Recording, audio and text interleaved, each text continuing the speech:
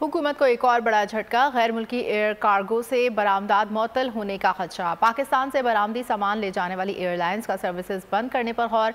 Air cargo agent association ने खबरदार कर दिया।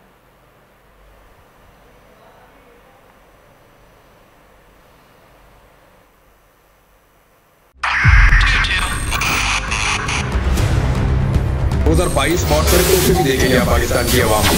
पाकिस्तान की आवाम को एक तोहफा ये दिया कि आवाम को पता चल गया कि पाकिस्तान का मीडिया क्या है। साल 2022 में सबसे ज्यादा देखे जाने वाला चैनल बोल न्यूज रहा नंबर 1। हमने बहुत सारे शोज और ट्रांसमिशंस की। पूरा साल मुसलसल जदोजहद में निकल गया कि ये वोट ऑफ कॉन्फिडेंस के पीछे कौन लोग थे। तोड़े रेटिंग के सभी रिकॉर्ड। सोशल मीडिया पर भी सबसे ज्यादा तेजी से 2.4 बिलियन व्यूज का संगे मील अबूर किया।